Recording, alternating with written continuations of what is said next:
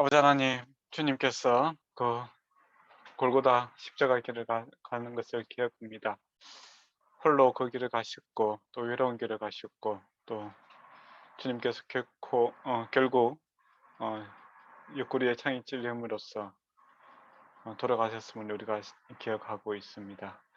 이것이 나를 위한 주님의 희생이요, 헌신이요, 또 사랑임을 우리가 기억하게 하여 주시옵소서. 우리가 가야 할 그 외롭고 힘든 길을 주님께서 내 대신 가셨고 또 죽으시고 또 부활하심으로써 우리에게 참 생명을 주신 하나님께 감사드립니다. 그리고 더 놀랍게도 우리와 늘 함께 하기 위해서 주 성령께서 우리 안에 내주하고 있음을 감사드립니다. 우리가 늘 깨어 있어서 주님의 음성에 귀 기울인 자들 되게 하여 주시옵고 늘 하나님 함께함을 기억하게 하여 주심으로 주님을 위해서 살아가는 자들 되게 하여 주시옵소서. 그리고 이 땅에 십자가와 같은 고통의 길을 가고 있는 정쟁 가운데 있는 자들도 있고 또 기근 가운데 있는 자들도 있고 또 세상의 염려 걱정으로 인하여 힘들어하는 자들도 있습니다. 주께서 그들의 구원자가 되어 주시옵고 또 능력이 되어 주심으로 주님의 평화가 이 땅에 가득하게 하여 주시옵소서.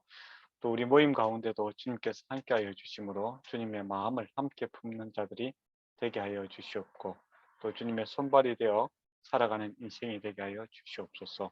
예수님 이름으로 기도드리옵나이다. 아멘. 네. 오늘은 고린도전서 13장을 하도록 하겠습니다.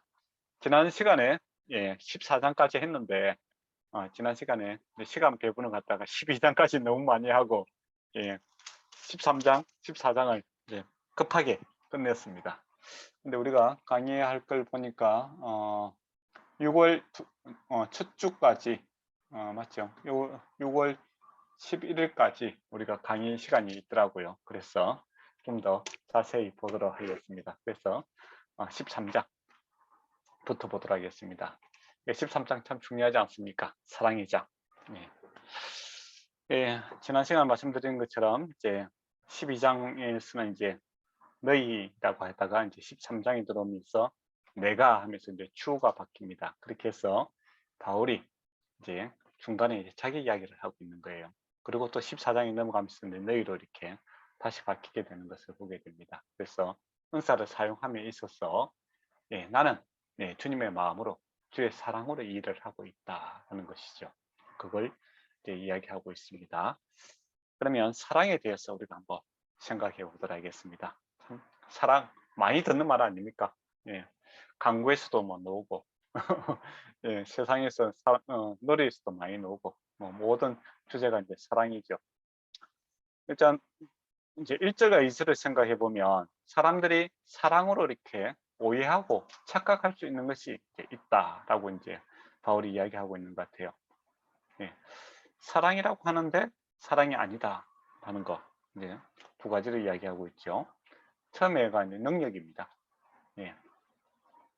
그리고 두 번째가 이제 구제하고 헌신, 몸을 이제 불사르는 자기의 이제 희생이죠. 이 세상 사람들 또 우리가 생각하기에 사랑의 가장 대표적인 것을 이제 생각한다라고 했습니다. 바울이 능력과 이제 자기 희생을 이야기를 하고 있습니다. 근데 이게 사랑이 아닐 수도 있다라는 것이죠. 근데 바울이 그래도 아무 생각 없이 그냥 두 개 가지고 온 건 아니잖아요, 그죠? 그래서 사람들이 대표적으로 사랑하면 생각하는 게 능력을 가장 많이 생각하고 그다음 자기 희생을 생각하더라는 것이죠. 과연 그럴까 이제 그런 생각을 해봐야 될 것 같아요. 사람들이 과연 사랑하면 능력과 이게 자기 뭐 희생을 이야기하는가? 그런 의문이 들잖아요, 그죠? 근데 가만히 생각하면 그런 것 같아요. 우리가 이제 드라마에서 보면 그 남녀 사랑할 때 보통 남자 그 주인공이 직업이 뭡니까? 한국 드라마의 대표적으로 실장님, 그다음 사장님, 뭐 그런 회장님 아들, 그 능력을 대표하는 그런 모습으로 나타나게 되죠. 그 다음에 그 능력 있는 자가 여자 주인공한테 요구하는 것은 뭡니까? 여자 주인공이 원하는 것은 뭐죠? 능력보다는 뭐 그런 것보다는 뭐 값진 선물보다는 당신이 나를 위해서 얼마만큼 희생할 수 있는가? 이제 그런 모습이죠. 그래서 옛날에는 뭐 영화 같은 데 봐도 왕의 자리를 이제 버리고 이제 한 여인을 위해서 결혼하기 위해서 국경을 넘고 그 왕의 자리를 뭐 포기하고 이런 것을 이제 세상 사람들은 큰 사랑이다 그렇게 이야기를 하고 있죠. 그리고 가만히 보니까 세상에서 이야기하는 사랑의 노래에는 또 이야기에는 꼭 이 능력과 뭡니까 자기 희생 이런 게 들어가더라라는 것이죠. 바울이 핵심을 잘 짚고 있는 것 같아요, 그죠? 근데 이게 사랑이 아닐 수도 있다라는 겁니다. 사랑일 수도 있고 아닐 수도 있죠. 근데 이게 사랑의 본질은 아니더라라는 겁니다. 본질은 아니다 이거죠. 사랑이 하나의 나타나는 형상일 수는 있겠죠. 그리고 필요 조건이 좋은 조건일 수도 있을 것 같아요.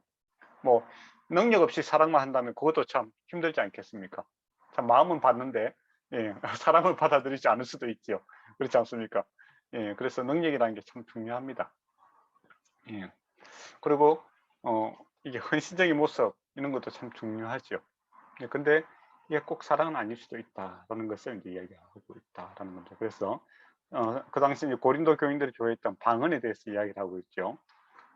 사람들의 방언, 천사의 말 이렇게 이야기를 하는데 이 사람들의 방언은 1차적으로 뭐겠습니까? 외국어죠. 외국어 능력을 함으로써 이 소통의 능력이 뛰어난 사람입니다. 그리고 천사의 말 이거는 이제 지금 이제 우리가 흔히 말하는 이게 약간 알 수 없는 이렇게 반복적인 그런 소위 말하는 방언이라고 하는 그런 말 같아요. 어쨌든 고린도 교회에서는 이 방언에 대해서 특히 이렇게 대단한 가치로 이렇게 생각했는데 이게 사랑이 없으면 소리나는 괜가리고 같고 시끄럽기만 하고 도움이 되지 않는다 그 이야기를 하는 거예요. 그러니까 이 소통의 능력이 뛰어나는 건 참으로 좋은 것인데 이 사랑이 없으면 이거 시끄럽고 방해만 된다 이야기죠. 그렇지 않습니까? 그게 지금 표현대로 쉽게 이야기하면 그렇죠. 저는 영어를 잘 못하니까 이제 외국 사람 만나면 좋은 이야기만 합니다. 하이 하고 그다음에 뭐 밥 먹었냐, 만나서 반갑다 이야기를 하지. 지적을 잘 안 해요. 지적을 하고 싶어도 영어는 못하니까 할 수가 없어요. 또 알아들을 수도 없고 그러니까 아주 아름다운 밥 먹을 때 좋은 이야기만 서로 하죠. 그런데 내가 외국어에 능통하다고 하는데 그 사람에 대해서 좋은 도구를 갖고 있죠. 여러 가지 이제 좋은 표현도 할 수 있고 나쁜 표현도 할 수 있고 위로도 할 수 있고 지적도 할 수 있고 여러 가지 좋은 능력이 있어요. 그런데 사랑으로 하지 않으면 어떻습니까? 그게 더 큰 피해가 될 수 있죠. 그래서 저와 여러분이 마음의 상처를 받는 경우에 보통 이제 말로써 이렇게 상처를 받지 않습니까?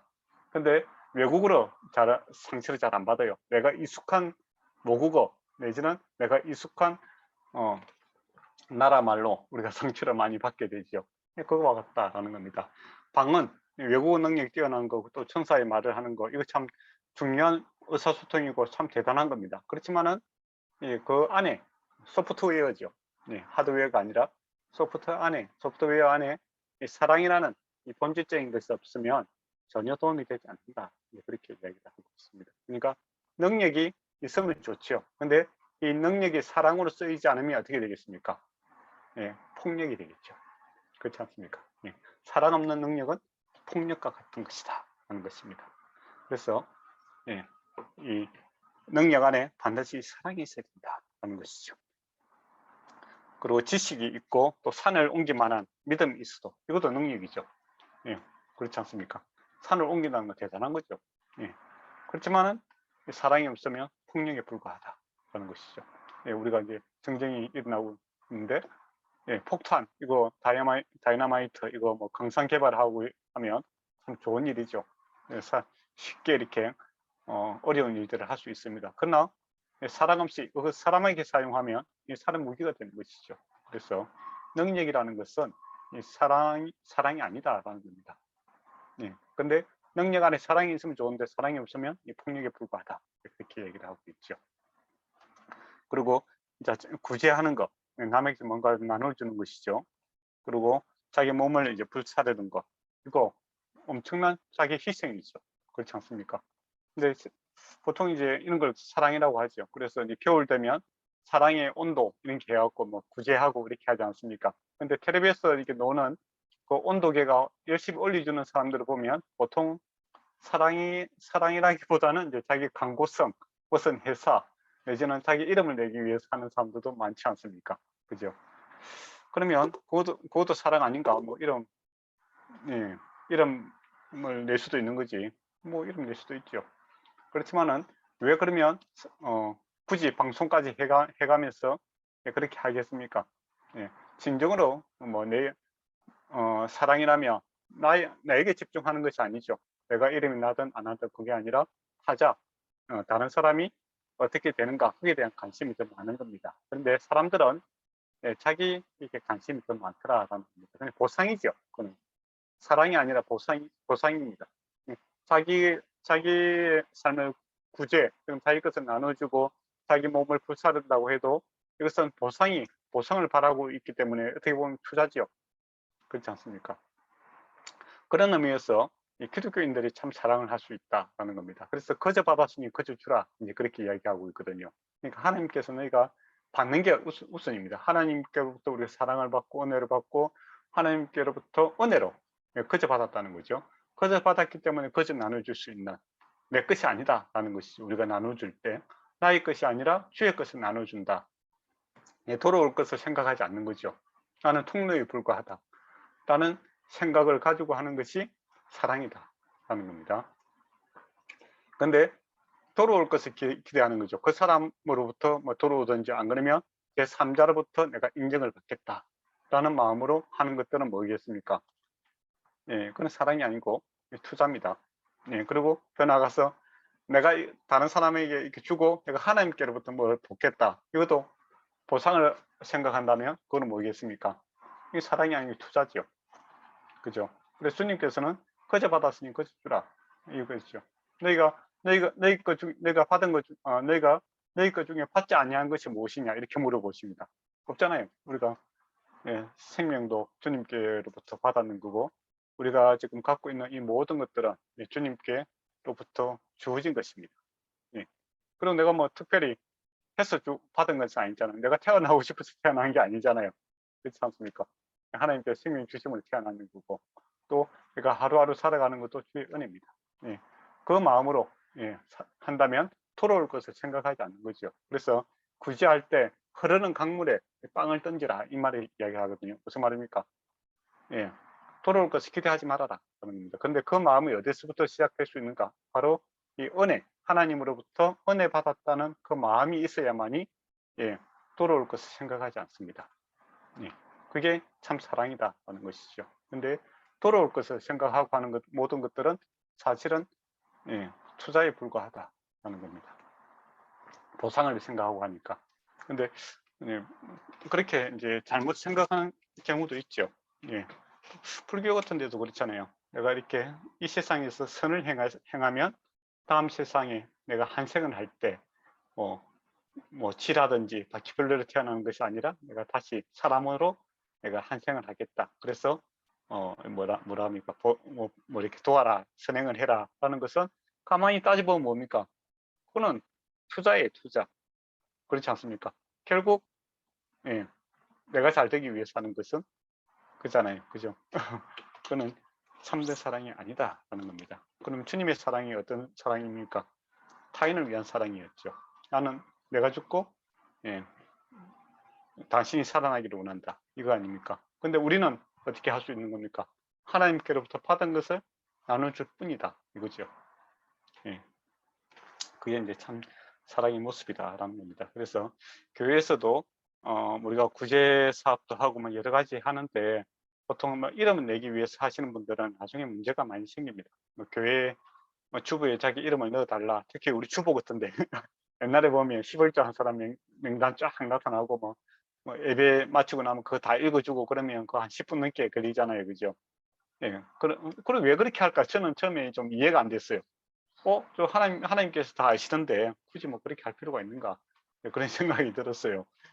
사실은 우리가 하나님께서 아시는 거죠. 근데 이제 조금 이제 목회를 하다 보고 지금 규모가 작을 때는 상관이 없는데 규모가 큰 데는 이제 주보에다 이름을 써야 되는 이유가 따로 있다고 하더라고요. 또. 그러니까 뭐 뭐 사람들에게 헌금을 갖다가 독려하기 위해서 하는 것도 있지만은 또 다른 이유도 있다라고 이야기하더라고요. 그래서 제가 궁금해서 알아봤죠. 왜 다른 이유가 뭘까? 네, 그렇게 했더만은 혹시 헌금이 없어질 수가 있다는 거죠. 뭐 실수로 빠지든지 안 그러면 어떤 문제가 생기든지 그렇게 했을 때 나중에 뭐 이렇게 그 뭡니까 세금 공제할 때 이렇게 적어줘야 되잖아요, 그죠? 투명하게 해야 되거든요. 그때 혹시 자기 이름이 빠졌을 때 바로바로 이렇게 연락 조치를 하면은 그것은 그 문제를 빨리 해결할 수 있다고 하더라고요. 그래서 이제 주부에 적는다 뭐 그렇게 하는 사람들도 있더라고요. 그런데 이제 규모가 그렇게 뭐 많지 않을 경우에는 굳이 그 주부에까지 쓸 필요가 있겠나 싶은 생각이 들고, 예, 어쨌든 간에 좀 그런 게 있습니다. 근데 기독교에서 이제 구제하는 것은, 예, 우리가 늘 생각해야 될 것은 하나님께서 주신 것을 내가 거저 준다라는 겁니다. 그런 의미에서 내가 하나님께 영광이 돌고 또, 예, 나도 그 기쁨에 동참하는 거, 그 자체가 우리의 기쁨이 되어야 되지. 내가 이걸 보상을 내가 나눌 줌으로써 내가 뭔가를 받겠다. 그 사람들한테 칭찬을 받아야 되고 인정을 받아야 되고 더 나아가서 하나님께서 상을 받겠다라는 마음으로 한다면 이거는 어떻게 보면 그 바리새인화 될 수 있는 아주 위험한 길이기도 합니다. 예. 그래서 그 마음을 이제 잘 생각을 해야 될 것 같습니다. 그러면 이제 4절부터 해서 이제 사랑이 뭔가 이제 구체적으로 이야기를 하고 있습니다. 사랑이 뭔가라고 했을 때 사랑은 1차적으로 뭡니까? 느낌이 아니다 라는 것이죠. 예. 세상 사람들이 생각할 때 사랑은 뭡니까? 필이죠. 필이 꽂히느냐 그렇지 않습니까?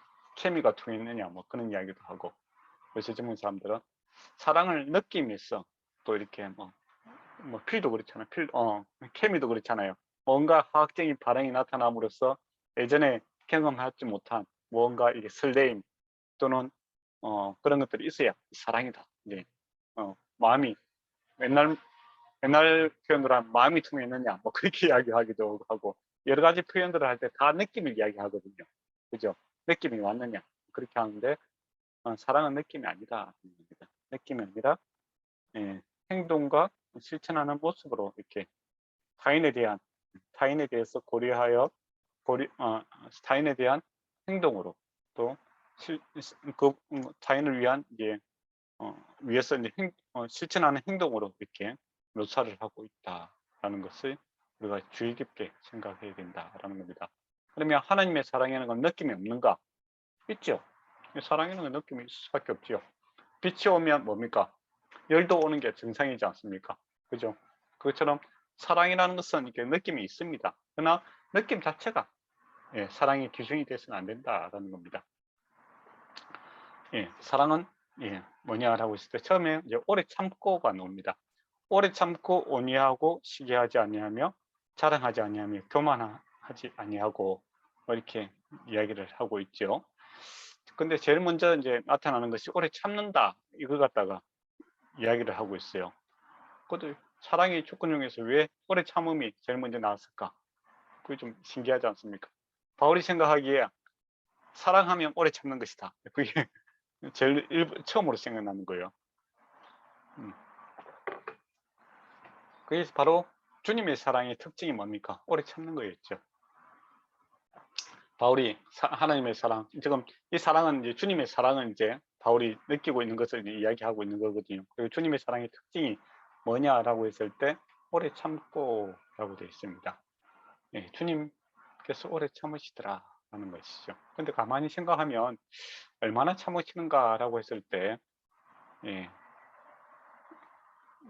우리가 온전하게 되기까지 계속 참으시죠.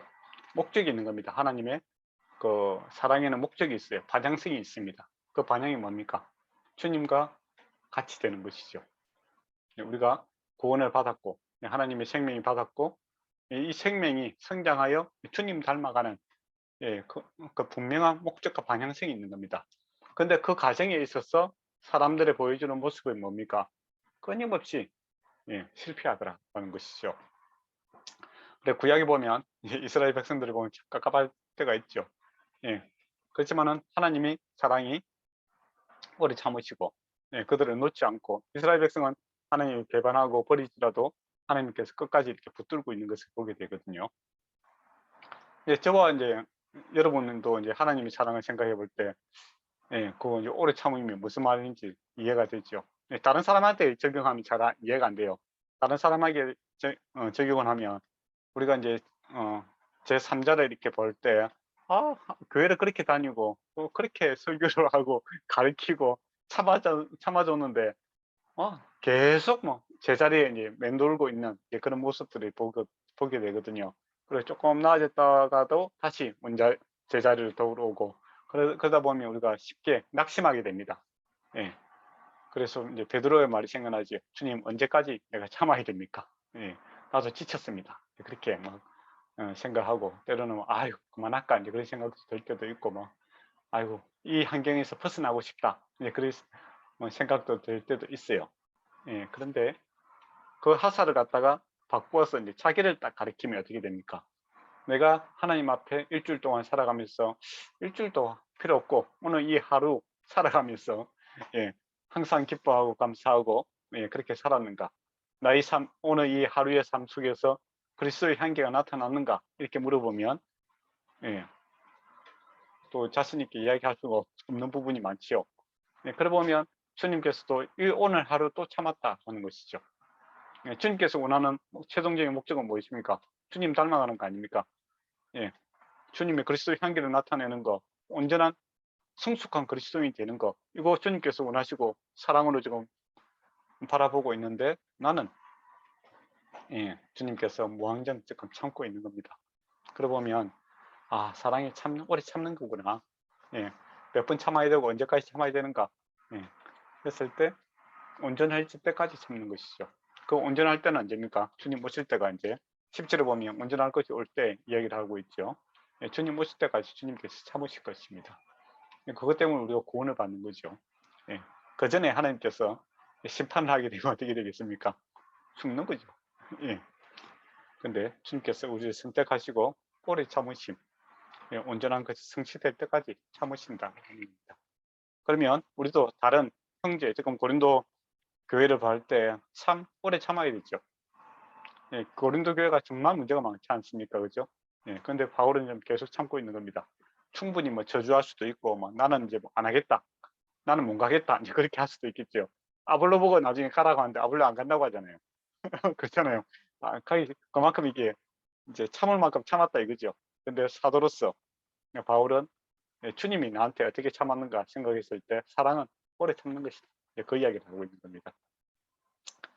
온유하며, 온유가 뭡니까? 우리가 동양에서 온유라는 것을 자주 말씀드리지만 너무 사람 좋은 거 이래도 좋고 저래도 좋고 뭐 그런 거 그죠?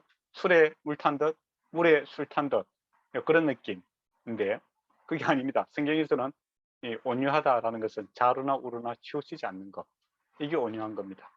기준이 있다라는 겁니다. 다양성이 있고, 예, 사랑은 뭐 이 사람 하면 그냥 뭡니까 해석분자처럼 이 사람이 해달라는 거 해주고 저 사람이 해주는 거 해주고 뭐 기준 없이 막 왔다 갔다 하는 갈대처럼 뭐 그런 게 사랑이 아니고, 사랑이라는 것은 자루나 우루나 치우치지 않는 분명한 기준이 있다는 겁니다. 그게 온유죠.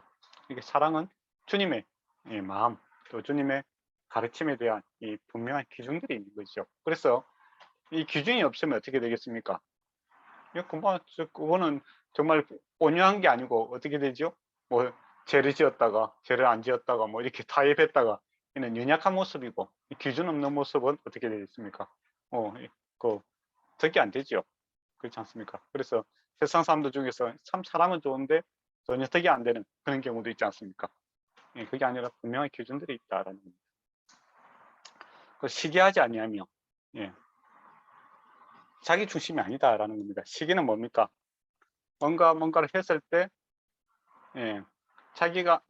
자기하고 비교하고 뭐 그렇게 남하고 이렇게 비교할 때 생기는 거 아닙니까? 그죠? 그래서 사랑이라는 것은 비교의 대상이 아니다라는 겁니다. 그러면 왜 사랑이 비교가 되지 않아도 될까? 보통 이제 우리가 어릴 때부터 사랑은 어떻게 배웁니까? 비교를 배우지 않습니까?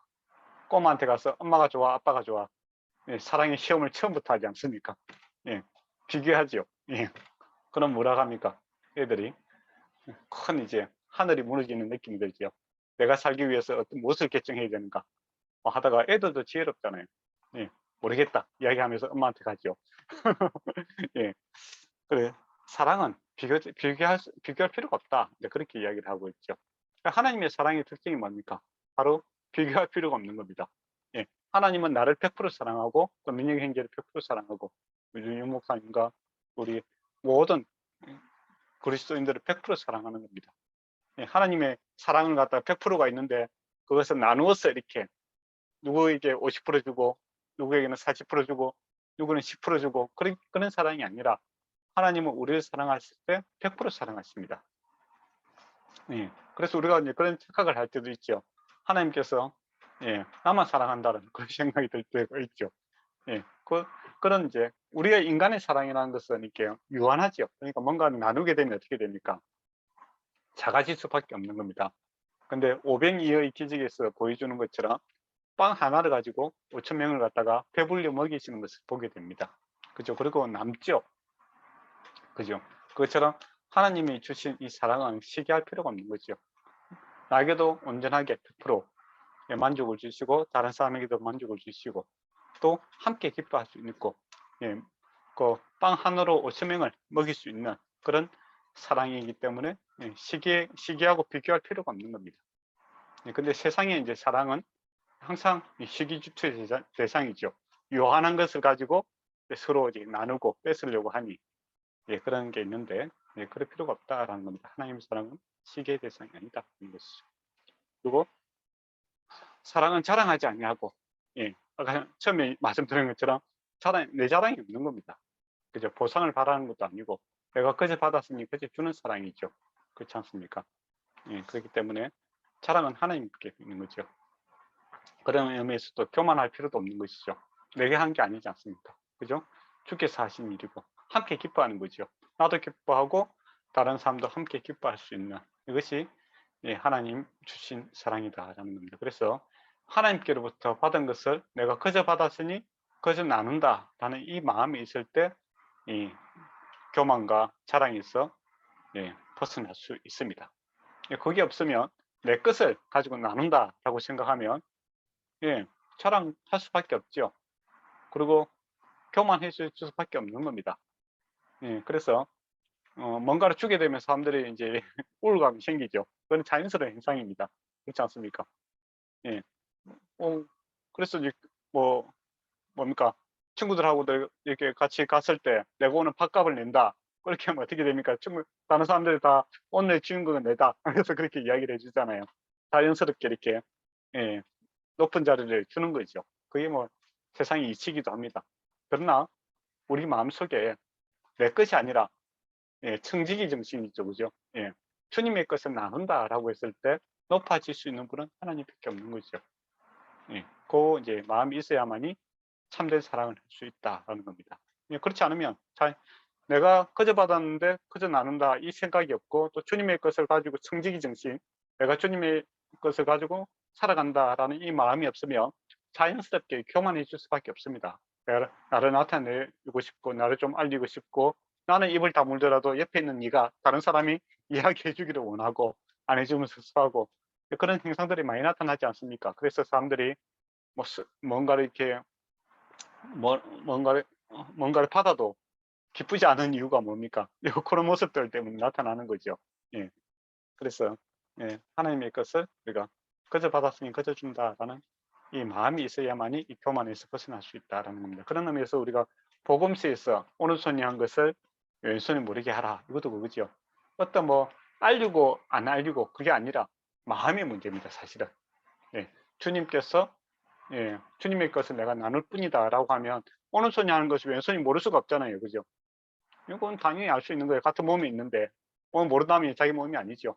그렇지만은 그 마음이 하나님께서 내가 주었기 때문에 내 것이 아니다라는 생각이 있으면 거기서 자유로울 수 있는 거죠. 오른손이 한 걸 왼손이 모르는 겁니다. 왜냐하면 처음부터 그 마음이 없기 때문에 내 것을 주는 게 아니라 주님의 것을 준다라고 생각하고 있기 때문에 교만할 자리 필요가 없는 거죠. 근데 이제 바리새인들 같은 경우에는 그 오른손이 한 것을 왼손이 모르게 하기 위해서 어떻게 합니까? 저녁 시간에 이렇게 시장에 이제 빵을 구워서 이 뒤에 이제 지게처럼 여기다가 빵을 넣고 이제 종을 치고 갑니다. 그러면 이제 배고픈 사람이 뒤에서 이제 그것을 가져가게 하죠. 혹시 이제 서로 눈이 마주치게 되면 자기가 이제 교만해질까 싶어서 그렇게 했다라는 것이죠. 그런데 예, 그렇게 한다고 한들 내 것을 나누어 줄 때 뭐 포장만 잘할 뿐이지 이 교만한 마음과 이 우울감이 생길 수밖에 없습니다. 내 걸 주었기 때문에. 그죠? 그래서 이게 어떤 구제하는 방법의 문제가 아니라 사실은 마음의 문제였다라는 것이죠. 그래서 우리가 소위 말하면 청지기 정신, 주님께로부터 받은 것을 내가 관리하는 사람의 뿐입니다 라고는 마음을 가지고 있을 때 이 교만의 문제도 벗어날 수 있고, 또 나중에 온유한 거, 이 기준을 가지고 내가 주를 위해서 사용한다는 것, 다른 기준도 있지 않습니까? 그런 기준도 가지게 되고 시기도 이겨낼 수도 있고 오래 참을 수도 있다라는 겁니다. 그래서 우리가 사랑이라는 것은 주님의 성품이기 때문에 주님과 하나가 될 때, 또 주님으로부터 사랑을 받을 때 우리가 이 사랑을 할 수 있다라는 것이죠. 그래서 여기서 말하는 사랑은 세상에서 말하는 필, 느낌 이런 게 아니라 주님의 사랑을 이야기하고 있습니다. 주님의 사랑으로 사랑하자라는 것이죠. 그 5절을 보면 무리에 행치 않는다라는 것이죠. 그렇죠. 사랑은 어떤 사람들은 이제 사랑하니까 친하니까 선을 넘는 사람들이 있죠.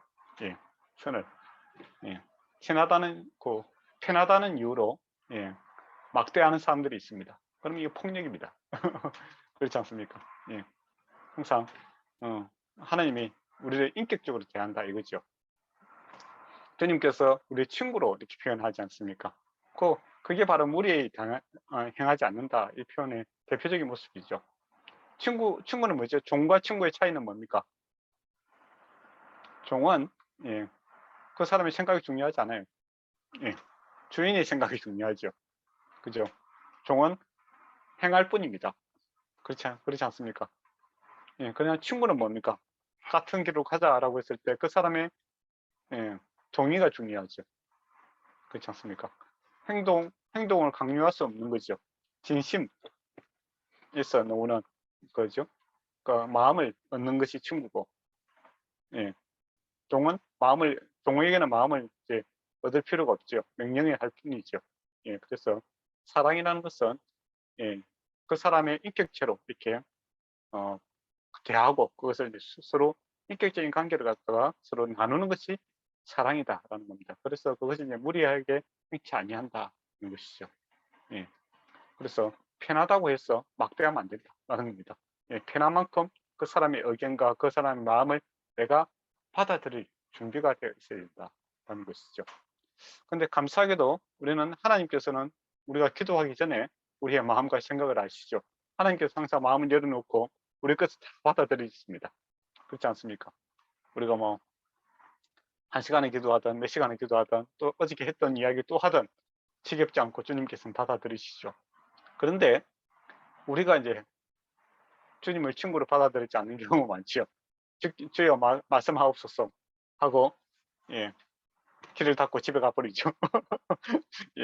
그러니까 주님과 한 마음 되는 거 이거 잘 안 하려고 하잖아요.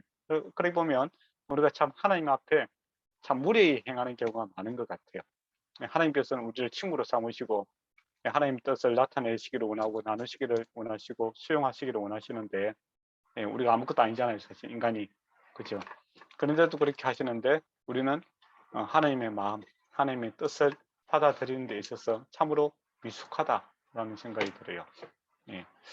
근데 뭐 하나님 마음도 잘 안 받아들이려고 하는데 옆에 있는 사람들이 잘 받아들이겠나 싶은 생각이 들기도 해요. 그죠?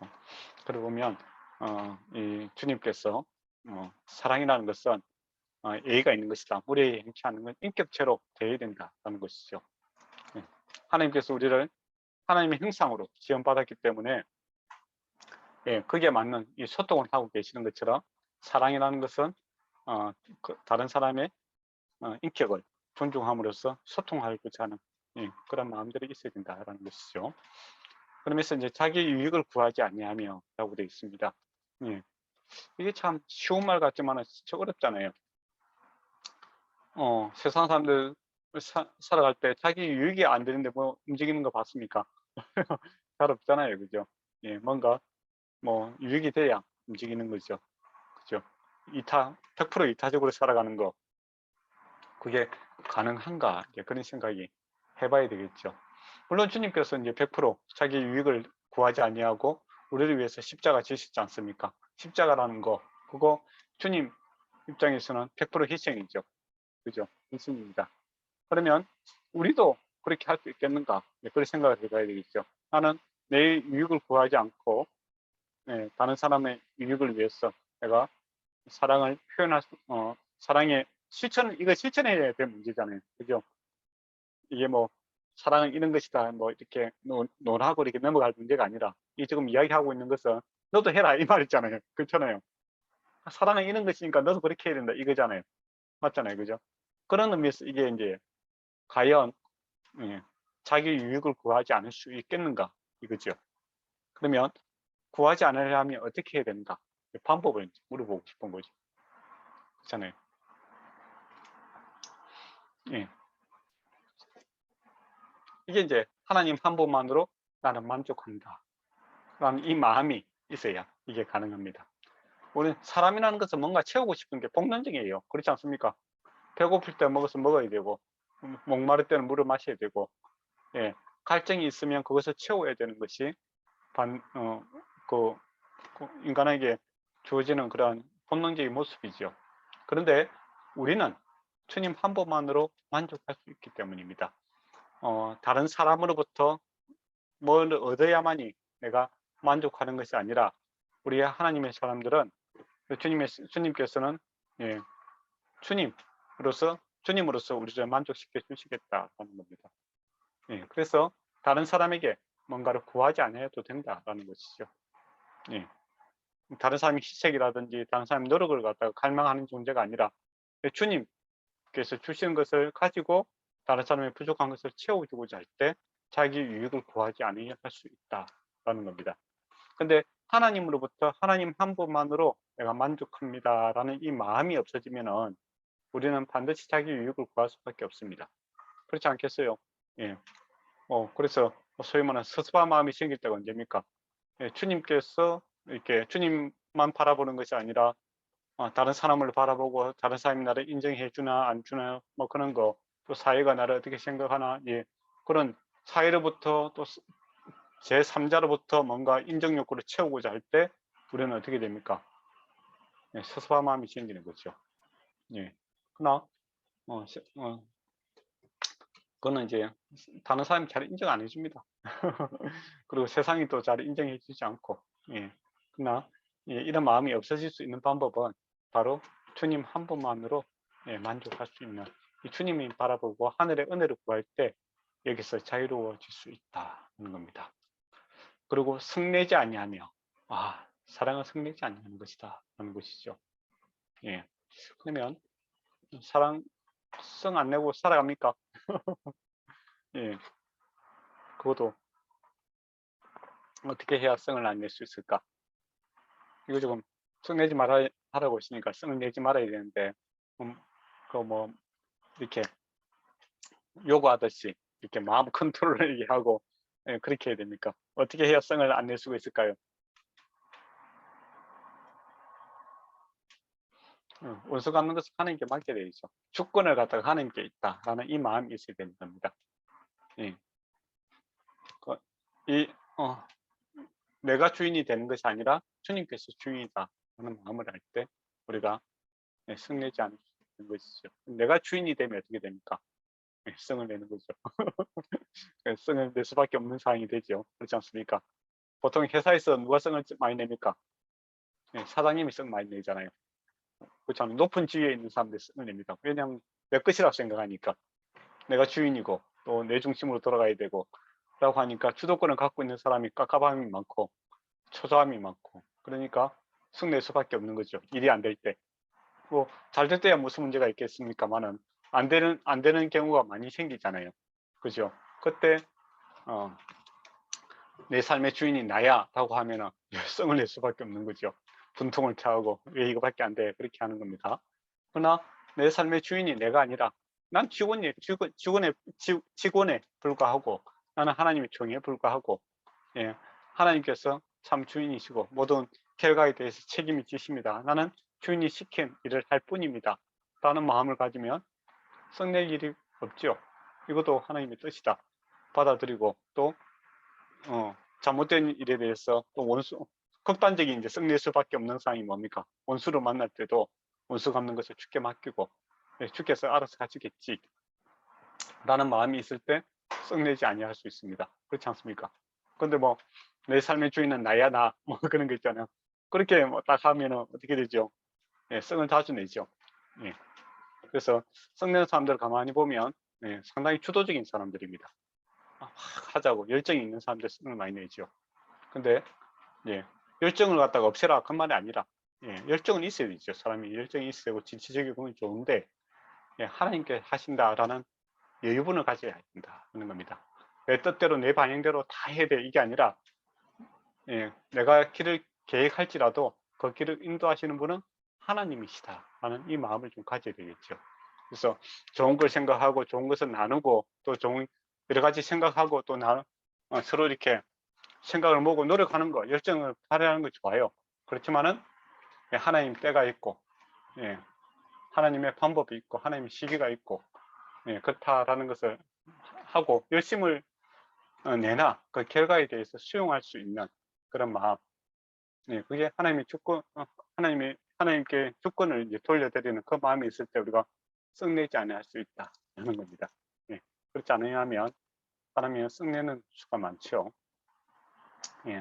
내 마음대로 안 된다고 썩내잖아요, 보통 그죠? 안타깝죠. 그래서 썩내지 않으려면 마인드 컨트롤을 하는 것이 아니라 주권을 하나님께 돌려드려야 됩니다. 그리고 악한 것을 생각하지 아니하며 주님의 선과 악이 저번에도 말씀드렸지만은 선이라는 것은 하나님 뜻대로 되는 게 선입니다. 하나님의 선이시니까. 그러니까 우리가 사랑이라는 것 그리고 하나님의 방법대로 하나님의 기준대로 되는 것을 원합니다라는 것이 사랑이죠. 그리고 불의를 기뻐하지 아니하며 그것도 하나님의 뜻대로 되는 것이 사랑이다. 뭐 반영성이 있고 기준이 있다라는 겁니다. 근데 세상의 사랑의 모습은 뭡니까? 선을 넘는 거 좋아하잖아요. 안 되는 것을 되게 하는 거. 이게 뭐 사랑이라고 보통 세상에서 많이 이야기를 합니다. 그죠? 뭐 이렇게 하면 안 되는데 사랑 때문에 원칙을 깨어버리는 거 이런 것 갖다가 뭐 사랑이라고 많이 이야기를 하죠. 그러나 하나님께서는 악한 거, 불의한 거, 선을 넘지 않는 그게 사랑이죠. 그러면 하나님도 선을 넘었지 않습니까? 그렇게 생각할 수도 있겠죠. 하나님 사랑, 예수님 사랑 어떤 모습이 있습니까? 선을 넘은 사랑. 거룩하신 분이 그 십자가로 진 거, 그거 선을 넘은 거 아닙니까?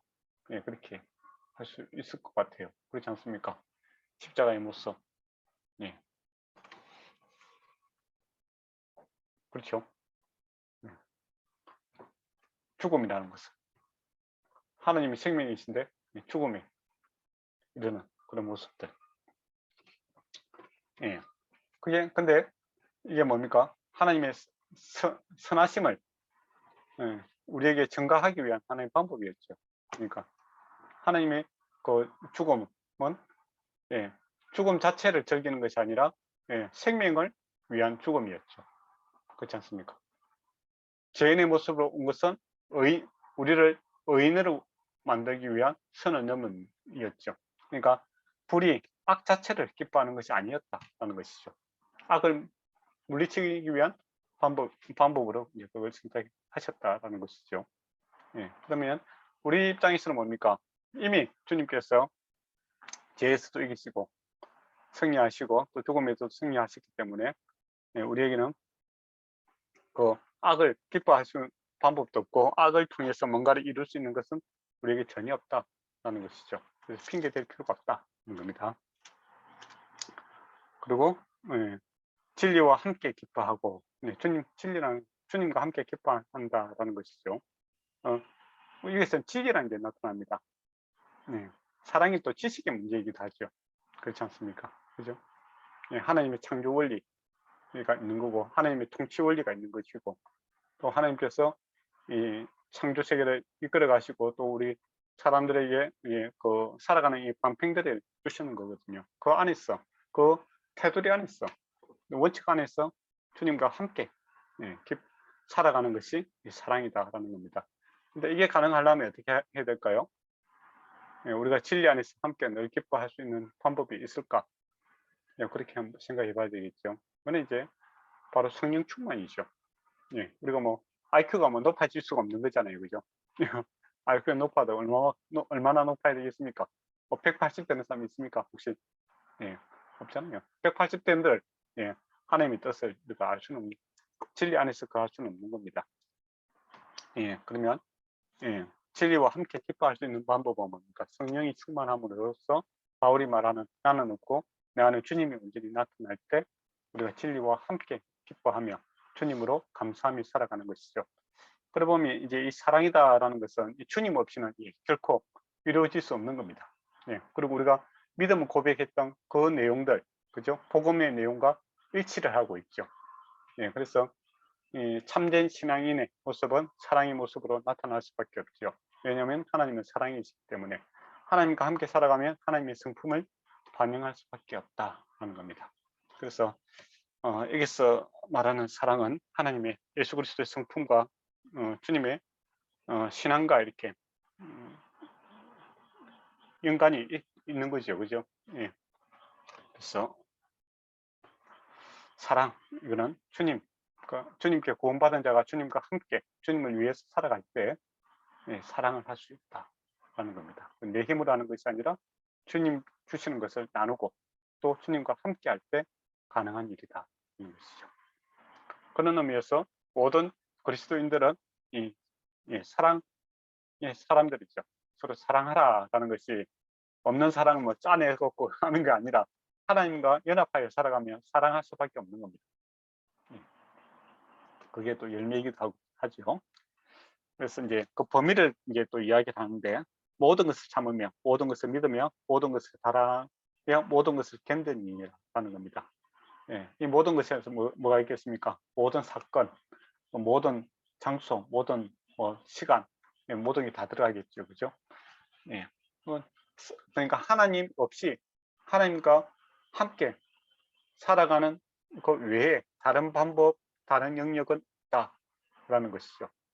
저희의 삶에 있어서도 그렇고 여러분의 삶에 있어서도 그렇고 모든 시간, 모든 장소, 모든 마음의 소망, 이는 모든 것까지도 주님 안에서 이렇게 세워지고 주님과 함께 가다갈 때 우리가 참된 사람의 모습, 사랑의 영역 안에 들어갈 수 있고 사랑을 만들어낼 수밖에 없다라는 것이죠. 예외는 없다라는 겁니다. 그래서 하나님, 예수님 믿는 것은 옳이죠. 100%. 주님께서 우리를 100% 사랑하신 것처럼 우리도 주님께 모든 것을 드리기로 원하는 겁니다. 그리고 이제 8절에 보면 사랑은 언제까지 떨어지지 아니하며 예언도 패하고 방언도 거치고 지식도 패하리라 이제 그렇게 되어 있습니다. 예언과 방언, 지식 피한다라고 되어 있죠. 저번에도 말씀드렸지만 피한다는 것은 뭐 쓰레기통에 버리는 것이 아니라 율법의 완성처럼 온전한 복음이 나타나니까 율법의 이제 그 뭡니까? 그 목적이 이제 성실되는 거죠. 그래서 그런 것처럼 예언도, 방언도, 지식도 이제 폐하리라 하는 겁니다. 왜 폐하게 될까요?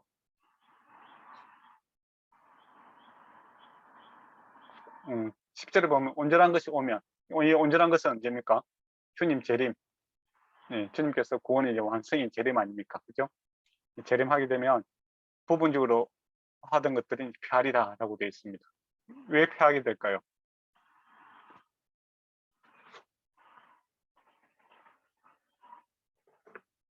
예언이 뭐죠? 예언이 하나님의 말씀을 이렇게 전달하는 거 아닙니까? 그죠? 근데 주님이 오시니까 더 이상 뭐 주님에 대해서 소개할 필요가 없죠. 그렇지 않습니까? 예언이 추구하는 것은 구원에 예수 그리스도께서 우리에게 구원하신 그 메시지 내용이죠. 그죠? 그리고 주님에 대한 하나님에 대한 소개고 그런데 이제 진짜 주인공이 왔으니까 더 이상 뭐 그림으로 설명할 필요가 없지 않겠습니까? 그래서 예언이 피하게 되는 겁니다. 이제 요한계시록에 보면 설교, 뭐 찬양할 때 설교 같은 건 없죠. 예, 지금은 이제 우리가 이제 예배 시간에 중요한 내용이 설교지만은 주님이 직접 만나게 되면 우리가 뭐 예배 시간 필요 없는 거고 함께 늘 같이 살아가는 거고 설교 시간 주님에 대한 소개도 필요 없는 거죠. 왜냐하면 주님과 직접 만나니까. 그죠? 그런 의미에서 예언도 피해지는 겁니다. 방언도 그치죠. 방언이 이제 하나님과 이렇게 소통하는 뭐 여러 가지 그 방법이겠죠. 그죠? 뭐 그리고 또 뭐 외국어일 수도 있고 뭐 그렇잖아요. 그죠? 그렇지만은 주님 오시게 되면 어떻게 됩니까? 네, 모든 것이 다 필요가 없는 거죠. 예, 언어가 이제 완전히 통일될 것이고 하나님과 직접 이렇게 이야기하기 때문에 다른 사람을 통해서 내가 들을 필요도 없고, 그죠? 예, 그런 세상이 된다는 것이죠. 그리고 지식도 피한다라는 것이죠. 이 지식은 앞에서 뭐라고 했죠? 지식은 하나님을 알아가는 지식, 예, 하나님에 대한 이야기인데, 이제 주님과 직접 만나니까, 예, 더 이상 뭐 성경에서 뭐 그런 이야기를 하더라, 그런 이야기가 없는 거죠. 필요가 없는 거죠. 직접적인 만남이 있기 때문에. 예, 그런 의미에서 이제 피하게 되리라라는 겁니다. 언제? 예? 온전한 것이 오실 때, 예, 주님 오실 때, 예, 그럽니다. 그러면 여기서 교회에서 하는 예언이라든지 방언이라든지 지식은 누구에 대한 이야기를 해야 된다는 겁니까? 바로 예수님에 대한 이야기를 해야 된다는 것이죠. 근데 어떤 사람은 예언한다고 해갖고 뭐 내가 앞으로 뭐 어떻게 될 것이다 뭐 그런 이야기를 하면 그거는 여기서 성경에서 말하는 예언의 주제가 아니에요. 그렇지 않습니까? 그죠? 또 방언 해갖고 저 사람은 하나님과 이렇게 소통을 하는데 뭐 이렇게 해라 저렇게 하라 뭐 사람들을 조정하려고 드는데 그거 방언의 기능이 아니다라는 겁니다. 이 원래 방언과 예언의 기능이 뭡니까? 예수님에 대한 이야기다. 그죠? 그죠? 지식도 뭐 땅을 사느냐, 부동산을 사느냐, 뭐 주식을 어느 종목이 오를 것이냐 이런 게 대한 이야기가 아니다라는 것이죠. 예, 이게 지식이라는 것은 주님에 대한 지식입니다. 예, 그렇죠? 그래서 혹시나 예언의 은사, 방언의 은사를 가지고 이 예수 그리스도를 나타내는 것 외에 다른 것을 이제 이야기한다는 것은 그 사람 잘못 이야기하고 있는 것이다. 성경에서는 예언과 방언과 지식이 예수 그리스도를 즉 온전한 것, 주님에 대한 이야기다라는 것이죠. 그리고 11절에 보면 어렸을 때는 말하는 것이 어린아이와 같고 장성하면 어떻게 됩니까? 어린아이를 버리느니라 라고 되어 있죠. 그러니까 주님, 장성한 것을 주님 닮아가는 그런 모습이죠. 12절에 보면 지금은 이제 거울을 보는 것이 희미하나 주님에 대해서 우리가 알지요. 근데 희미하게 안다. 거울 보는 것처럼. 그렇지만은 주님 오시게 되면 얼굴과 얼굴을 이게 분명하게 알아갈 것이다 라는 겁니다. 그러니까 지금은 이제 희미하니까 여기가 코다 뭐 여기가 눈이다 라고 이렇게 설명을 해야 되는 거죠. 그죠? 설명이 필요한 겁니다. 그래서 이제 목사들이라든지 교사라든지 뭐 교회에서 이렇게 가르침이 필요한 거죠. 근데 주님 오시게 되면 더 이상 그런 가르칠 필요가 없는 거죠. 우리가 주님을 직접 대면하고 되니까. 주께서 나를 아는 것 같이 내가 온전히 알리라. 주님 우리를 100% 알지 않습니까? 우리도 주님을 그렇게 알 것이다. 이거죠. 13절에 보면 그런즉 믿음, 소망, 사랑 이 세 가지는 항상 있을 것인데 그 중에 제일은 사랑이다. 이렇게 되어 있습니다. 우리가 많이 그 액자에 붙어 있는 그런 말씀이죠. 근데 한번 의문을 가져봤습니까? 믿음, 소망, 사랑. 왜 사랑이 제일인가? 그렇게 의문을 좀 가져보실 필요가 있죠. 왜 사랑이 제일입니까?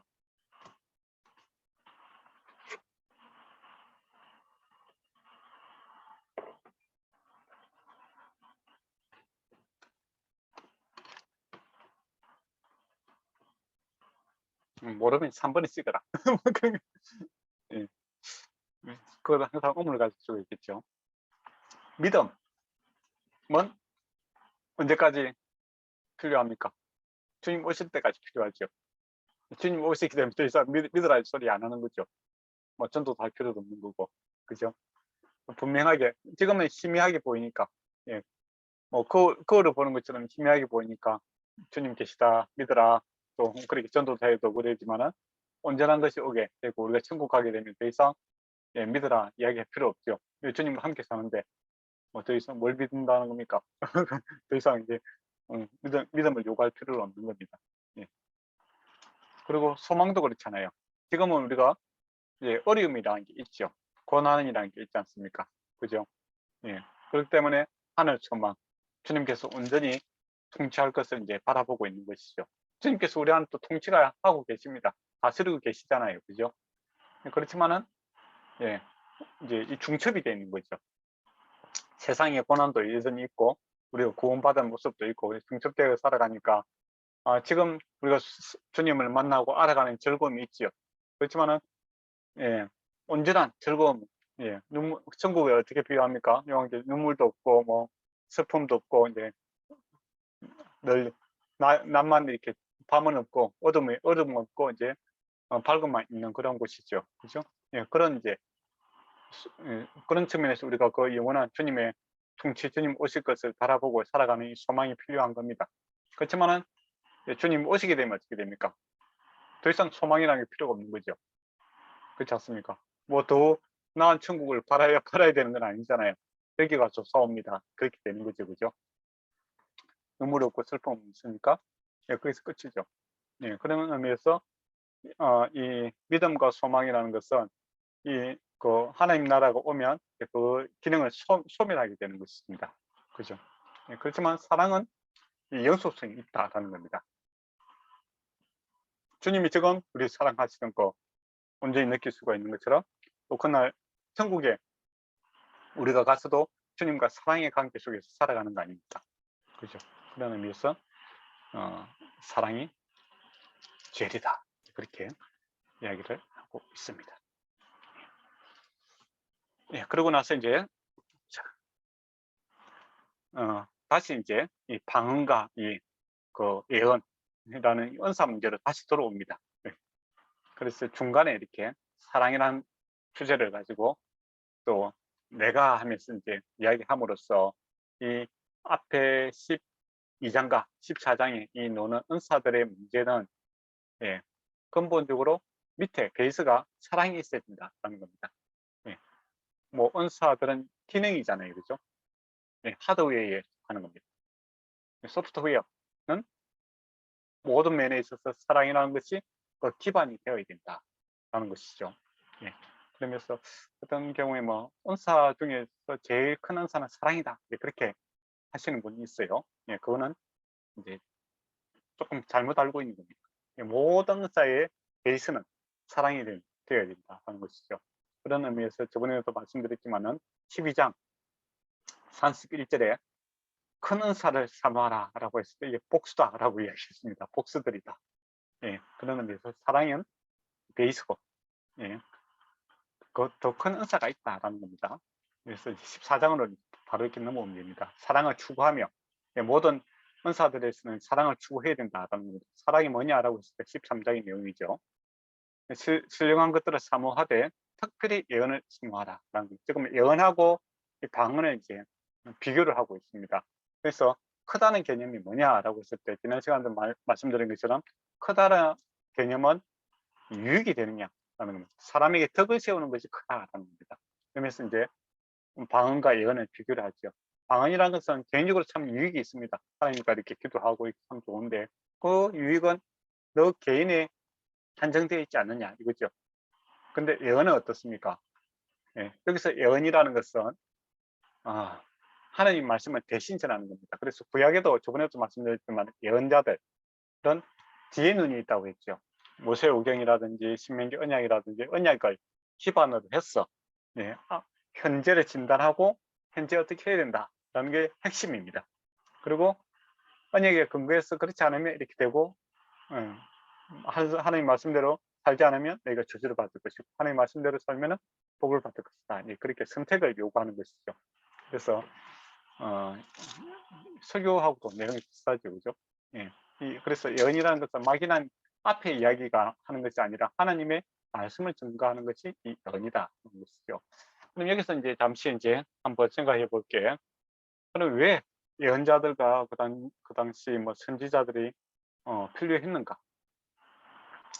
고린도 1세기 당시에 왜 필요했을까?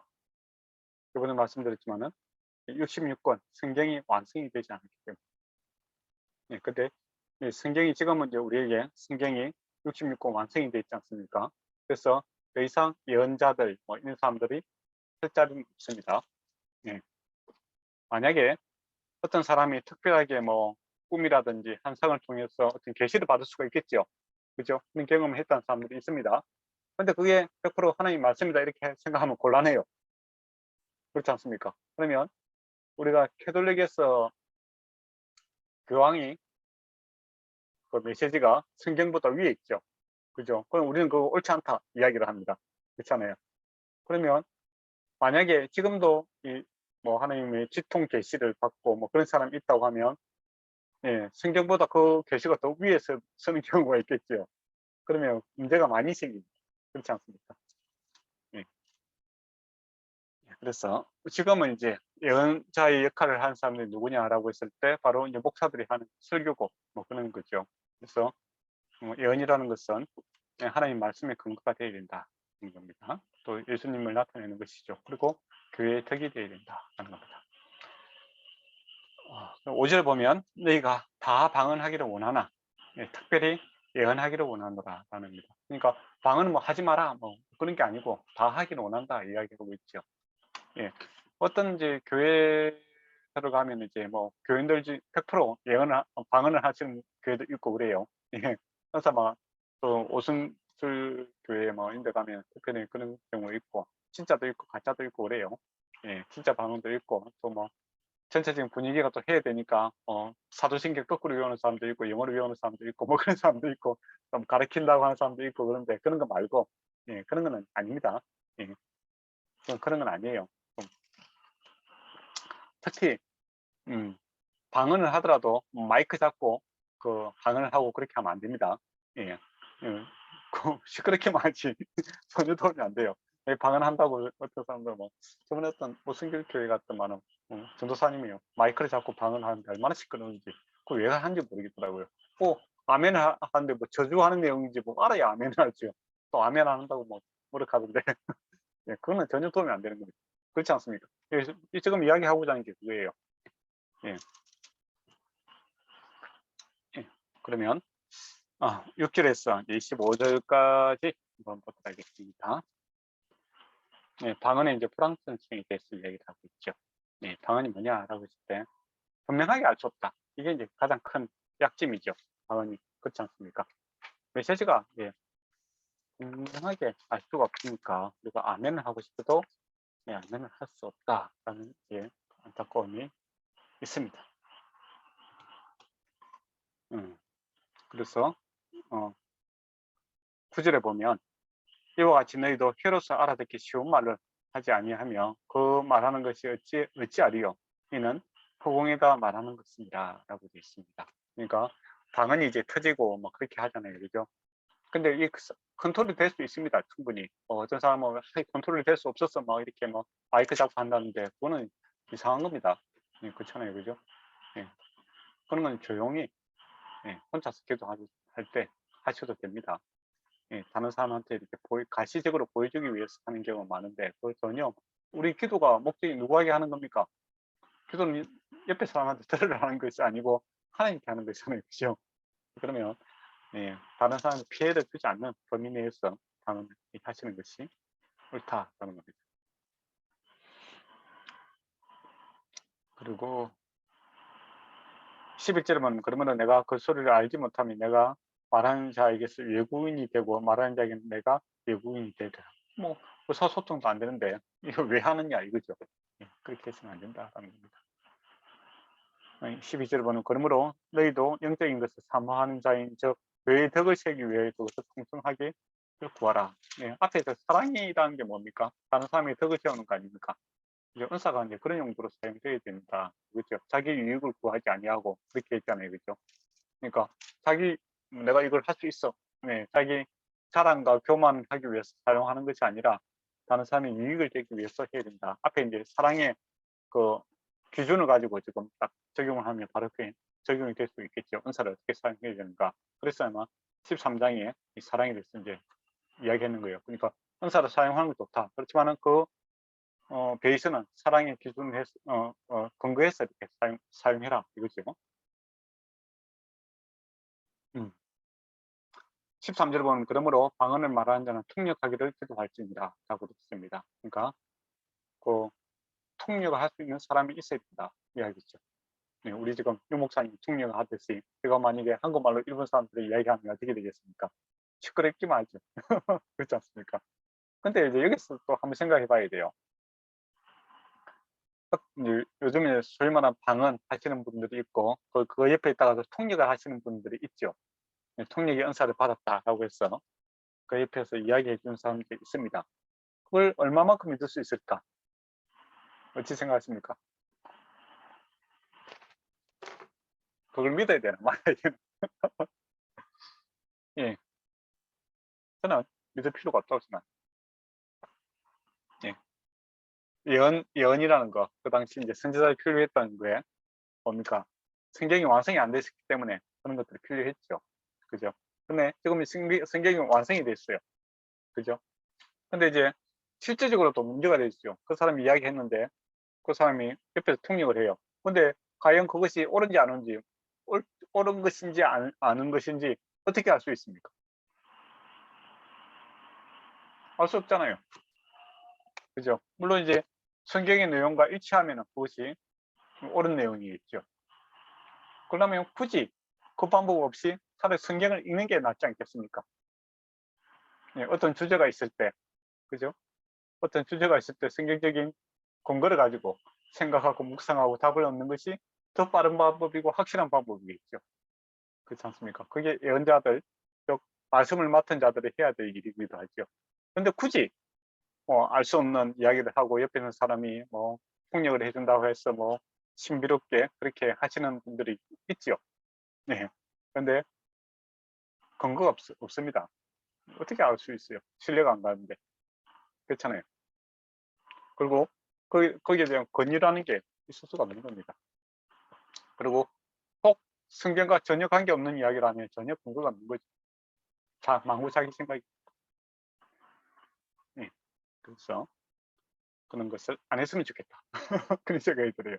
물론 방언을 하는 거 좋습니다. 저도 방언을 하고 우리 집사람도 방언을 하고 또 방언한 교회들을 많이 봤어요. 저 자랑하려고 하는 게 절대 아니고, 예, 그 영적인 은사들이 있다라는 것을 이야기하고자 하는 겁니다. 그러나 그것은 자기 개인의 주님께 위한 기도지 이걸 가지고 성경 밖에 또 사용할 수 없는 거고 또 이걸 은사를 가지고 다른 사람을 지배하려고 들고 또 조정하려고 들고 이런 것은 결코 옳지 않다라는 겁니다. 네. 그래서 이제 19절에 보면 뭡니까? 그러나 교회에서 내가 남을 가르치기 위하여 깨달은 마음으로 5마디 말하는 것이 1만 마디 방언을 하는 것보다 나으니라 하는 겁니다. 그러니까 성경 말씀 바로 알고 깨달아서 짧게 이야기하는 것이 낫지 길게 알아들 수 없는 이야기 할 필요가 없다. 이제 그렇게 이야기합니다. 근데 이제 약간 신비주의적인 것들을 이제 추구하는 그런 교회들이 있습니다. 예. 그런데 가면 이제 방언이라든지 여러 가지 은사들이 이걸 또 추구하고 그러다 보니까 자연스럽게 자랑이 생기고 어떤 은사가 크고 작고 그런 이야기를 해요. 거기 보면 지난 시간에 제가 이야기하려다가 잊어먹은 게 있는데 12장에 보면 은사들을 8절에 보면 그 지혜의 말씀을 어떤 사람에게 지식의 말씀을 성령의 믿음을 어떤 사람에게 병 고치는 은사를 능력 행함을 이렇게 쭉 이야기 나오잖아요. 그죠? 예, 이런 걸 가지고 이제 그 순위를 갖다 매기는 사람들이 있어요. 예. 이게 이거보다 낫고 그런 농도로 지금 이야기하는 것이 아니라 이거는 그냥 이야기할 때 순서를 이야기하는 것이 순위를 이야기하는 것이 아니다 하는 겁니다. 예. 그래서 은사주의자들이 어떻게 보면 순위를 갖고 이야기하는 사람이 있어요. 방보다는 예언이 낫고 이렇게 하면서 등급을 매기려고 하는데 그 근거가 어디냐 하면 이제 앞에서 이제 그런 바울이 그렇게 이야기했다라고 하는데 바울이 지금 이야기하는 것은 순위를 매기는 것이 아니라 그냥 순서를 이야기하는 겁니다. 나열을 하고 있는 거죠. 예. 근데 그거 갖다가 이제 순위로 생각하고 이제 자기가 교만함이 나타나는 거죠. 벌써 다른 사람보다 내가 낫다 이거죠.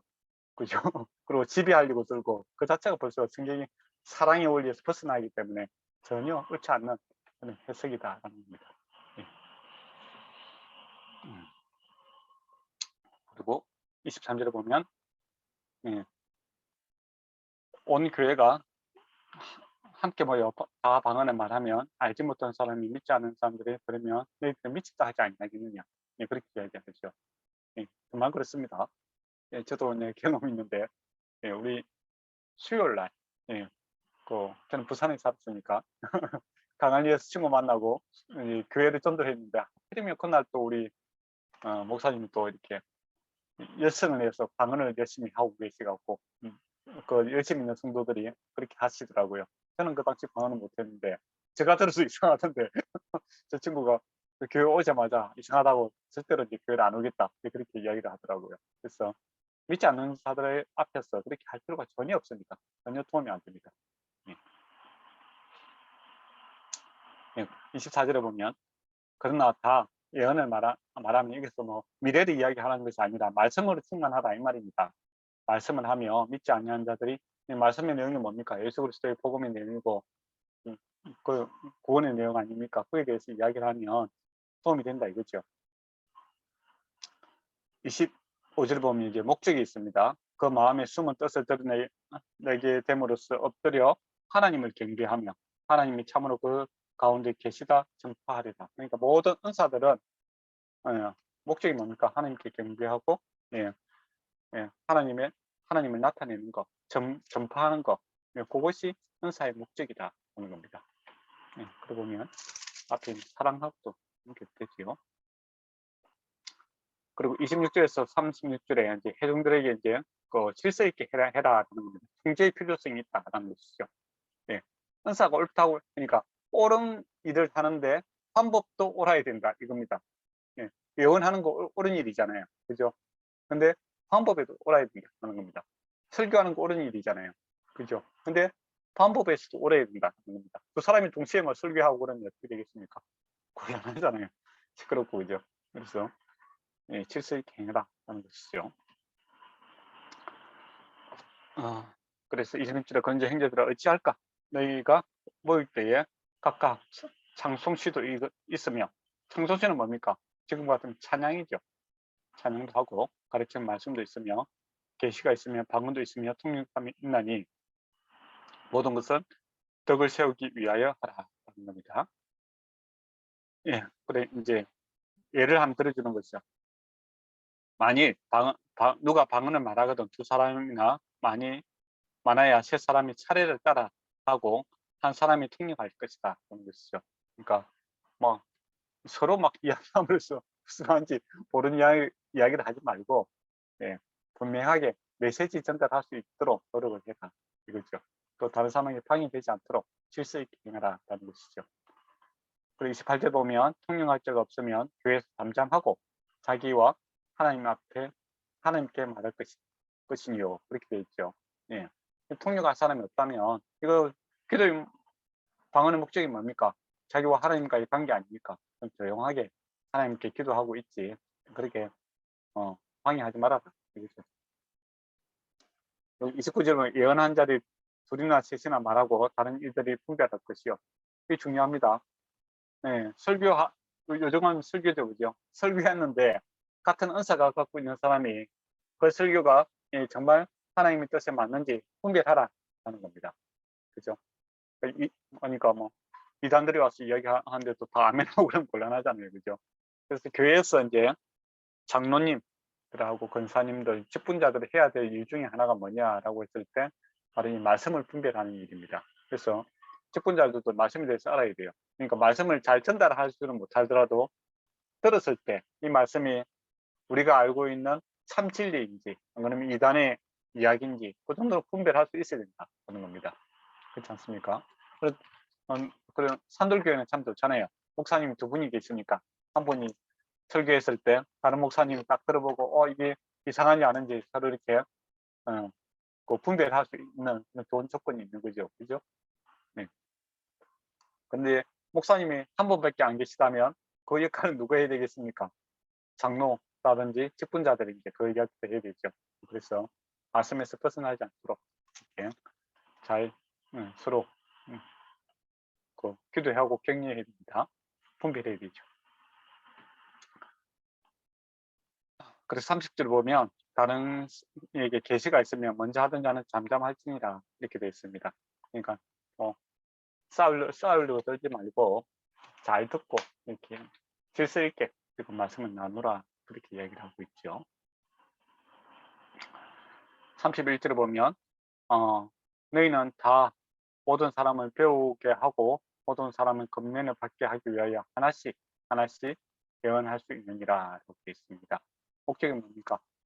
예, 내가 옳고 네가 틀렸다 라는 게 아니라 두 사람 다 사람들에게 다른 것을 가르치고 배우고 그죠?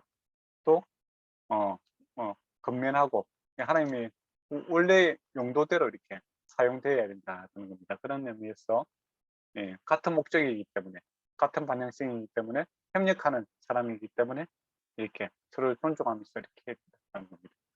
근데 이제 가끔 이제 신학을 졸업하신 분들도 있고 목사님들도 있고 다른 사람의 설교라든지 그런 걸 계속 비난하려고 드는 사람이 있어요. 참 안타까운 일이죠. 그럴 필요가 없는 거죠. 분별하는 거하고 비난하는 거 틀립니다. 자기가 열심히 하면 되는데 자기는 안 하면서 이제 계속 비난하고 비판하고 뭐 그렇게 은사를 갖다가 남용을 하는 거죠. 그거는 그렇게 하면 안 됩니다. 그 다음에 33절에 하나님은 32절에 보면 예언한 자들 영은 예언한 자들에게 제재를 받으니 이렇게 돼 있죠. 그러니까 같은 설교자들이 그것을 이제 같이 같은 은사가 있는 분별할 수 있는 사람들이 듣고 이게 제재해야 된다. 이거 하나님의 말씀이 맞는지 아닌지 잘 분별해서 이야기를 해야 된다. 이야기를 합니다. 또 하나님은 무질서의 하나님이 아니요 화평의 하나님이시다라고 하나님이 그래 하기 때문에 계속 그렇게 해야 된다. 이렇게 말씀을 하고 있습니다. 그리고 이제 34절에 아주 재밌는 말이 있죠. 여자는 교회에 잠잠하라. 그들에게 말하는 것이 허락되지 없나니 율법이 이른같이 오직 복종할 것이요. 만일 무엇을 배우려고 하거든 집에서 자기 남편에게 물을지니 여자가 교회에서 말하는 것은 그러니까 그렇게 이야기를 하고 있습니다. 이제 그러면 뭐 여자분들이 가르치면 안 됩니까? 교회에서 잠잠하라 해서 어떻게 해야 돼요?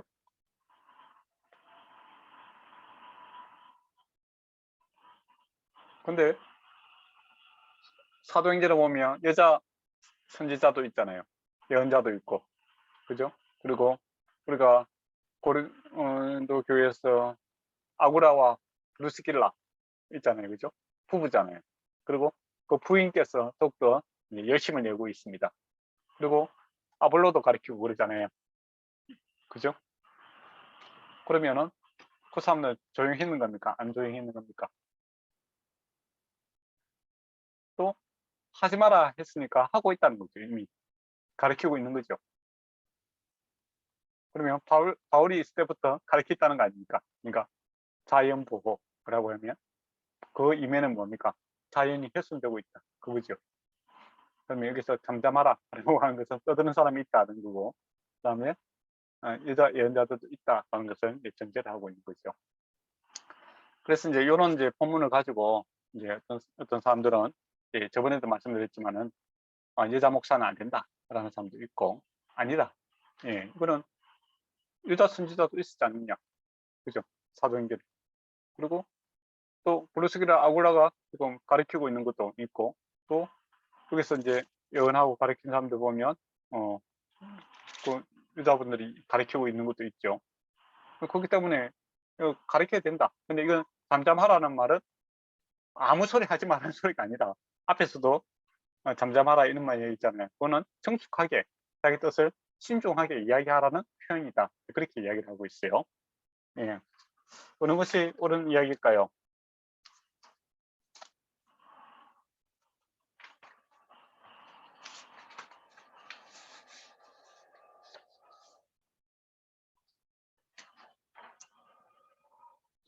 디모데 전서 2장 2장 2절을 한번 볼까요? 디모데 전서 2장 2절을 보면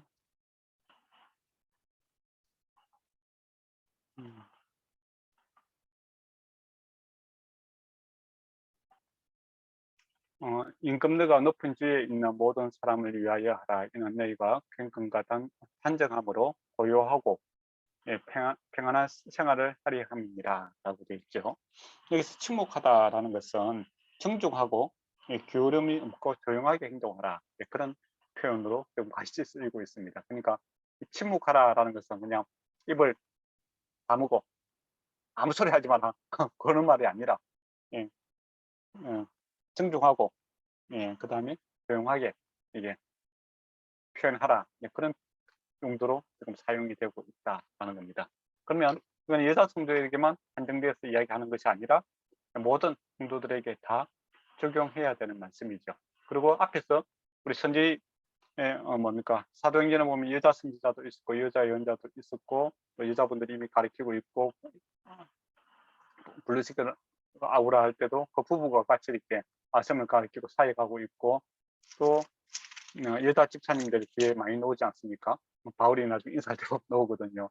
그러다 보면 이분들이 이제 예언도 하고 가르치는 일도 하고 여러 가지 일들을 하고 있었다는 겁니다. 그러면 기능적으로는 문제가 전혀 없었다라는 것이죠. 근데 여기서 이제 잠잠하라라는 것은 어떤 말인가 표현의 방법에 있어서 거칠게 또 요란스럽게 이해할 수 없게 막 감정에 휘둘려서 그렇게 이야기하지 말고 잠잠하게 고요하게 질서 있게 그렇게 표현하고 해라라는 겁니다. 그리고 만약에 지금 있는 이 자리에서 잘 이해가 안 되거든, 집에 가서 남편하고 같이 그 문제에 대해서 좀 그러니까 배우라 이 말은 같이 문제를 잘 알고 나서 이야기를 하라, 그런 실제적인 근면의 이야기를 하고 있는 겁니다. 그게 가능하지 않겠습니까? 그죠? 우리 이제 만약에 교회에서 이렇게 어떤 문제에 대해서 이제 토론을 하는데 잘 알지도 못하면서 막 이야기를 하고 더 그렇게 하면 어떻게 됩니까? 회의가 진행이 안 되겠죠. 그죠? 그때는 1차적으로는 집에 가서 어떤 내용인지 좀 밖에서 이제 보통 남자들이 사회생활을 많이 하지 않습니까? 그죠? 그러니까 그 내용에 대해서 잘 듣고 와서 잘 정리를 해서 자기 의견을 갖다 표현해라 이 말이죠.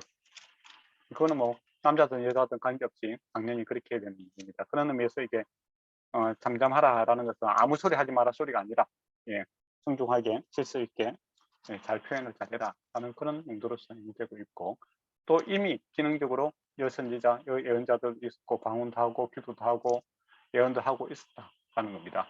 그죠? 그렇게 받아들이시면 좋겠습니다. 그리고 저번에 말씀드린 것처럼 여자 목사하고 여자 목사에 대해서 어떻게 생각하느냐, 저번에 제가 말씀했죠, 그죠? 반대파가 있고 상선파가 있다라고 말씀드렸습니다. 그래서 반대파 입장에서는 기능적인 이야기는 아닙니다. 기능적인 것은 옛날에 다 뭐 여자 선지자도 있고 또 구약에서도 뭐 여선지자가 있지 않습니까? 여사사도 있고, 그죠? 그래서 기능적인 측면에 대해서는 인정을 한다. 그렇지만 상징성에 있어서 남자들이 다 뭡니까 사도가 다 남자인 것처럼 목사가 교회는 목사가 남자가 돼야 된다. 상징성을 이야기하고 있고, 또 찬성 쪽에서는 요 선지자도 있었고 사사도 있었고 뭐 또 신약에 보면 블루스키라 아우라도 있었기 때문에 전혀 문제가 되지 않는다라고 해서 여자 목사를 인정해 주는 경우도 있다라는 겁니다. 그리고 이제 반대편 입장에서는 옛날에 여선지자 여사사를 어떻게 생각하느냐 이렇게 물어보잖아요, 그죠? 그러면 뭐라고 답하겠습니까? 그것은 예외 사항이다, 그렇게 이야기를 하겠죠. 또 반대파 입장에서는 창조 질서를 이제 이야기를 합니다. 남자가 성직성으로 아담에게서 하와가 나지 않느냐, 그래서 남자 목사만을 인정한다 그렇게 이야기를 해요. 그래서 그리고 어떤 이제 교단에서는 그 여자 목사를 인정하는 데도 있고 어떤 데는 안 한 데도 있습니다. 예. 근데 제 입장에서는 예, 남자든 여자든 관계가 없어요. 없는데 하려고 하면 바르게 해라 라는 겁니다. 그리고 열심히 해라 라는 것이 저는 그렇게 생각합니다.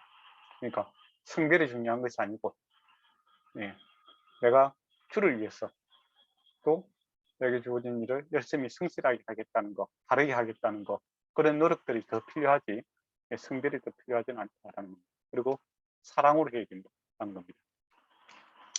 그런 게 더 관심이 많이 가져야 된다라고 생각합니다. 그리고 오케이 한다고 해서 뭐 세상적으로 큰 뭐 이익이 되는 건 아니지 않습니까?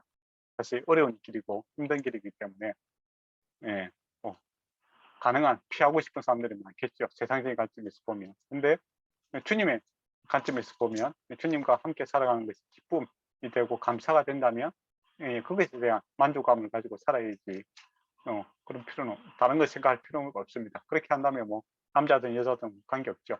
열심히 주님과 함께 동행하는 그 기쁨과 또 주님 나라를 위해서 살아가는 그 만족 감사함으로 하면 좋을 것 같아요. 그러니까 그렇게 굳이 뭐 그것 때문에 싸울 필요는 전혀 없다라고 생각합니다. 그리고 그런 마음이라면 예, 뭐 목사든 뭐 전도사든 그게 무슨 의미가 있겠습니까? 예, 저는 뭐 목사가 아니어도 상관없습니다. 예, 하나님 말씀을 증거하는 게 또 하나님 신앙으로 살아가는 게 중요하지. 뭐 목사가 되느냐, 장로가 되느냐, 집사가 되느냐 그건 부수적인 문제 아닙니까? 그렇지 않습니까? 사실은 그렇게 되면 책임감이 많아지잖아요. 예, 그게 더 무거운 일이지. 뭐 그렇게 왜 굳이 그렇게 책임지는 일을 많이 하려고 하는지는 잘 모르겠습니다. 예, 제가 생각하기에는 교회 다닐 때 청년 때가 좋잖아요. 아무 책임 안 지고 예, 교회에서 제공하는 것들을 마음껏 누리며 살아가는 그것이 최고인데 굳이 예, 어른의 자리에 들어서서 예, 무거운 짐을 스스로 지겠다. 그거는 참 감사할 일이죠. 예.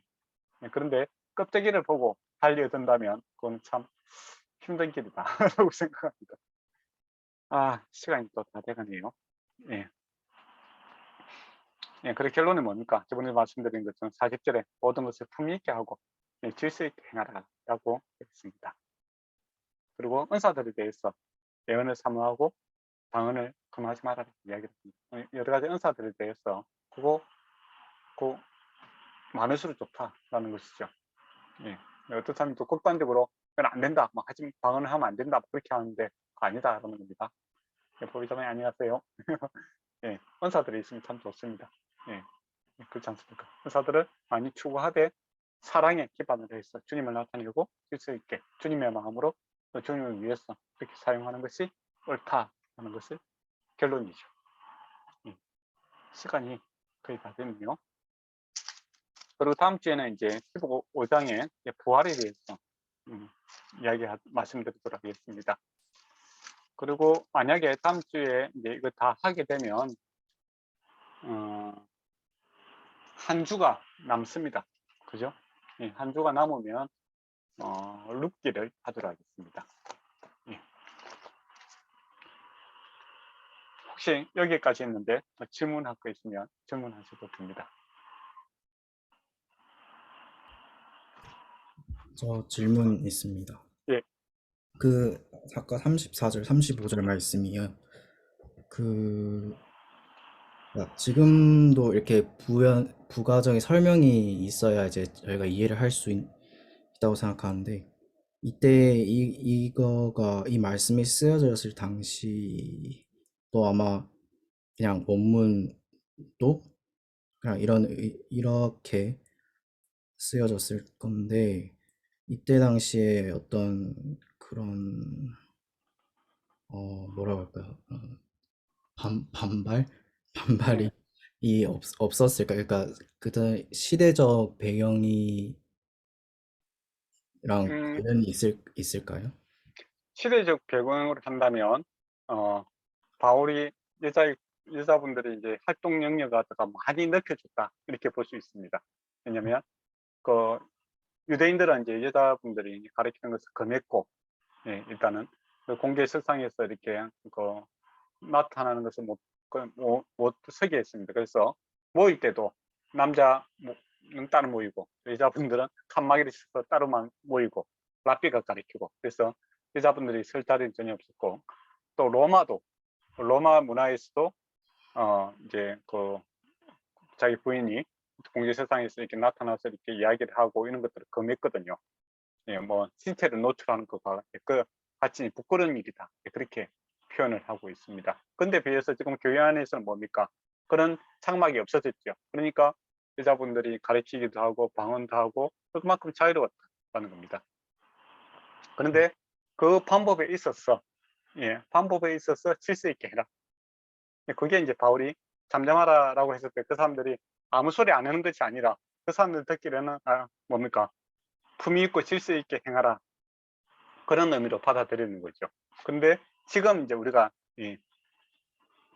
바울은 이제 여성분들이 이제 자유롭게 활동하는 위기에서 지금 이야기를 하고 있잖아요, 그죠? 그 시대상에서는 엄청난 자유를 준 거고 또 남녀 평등의 입장에서 이야기를 한 건데, 지금 이제 우리가 21세기입니까?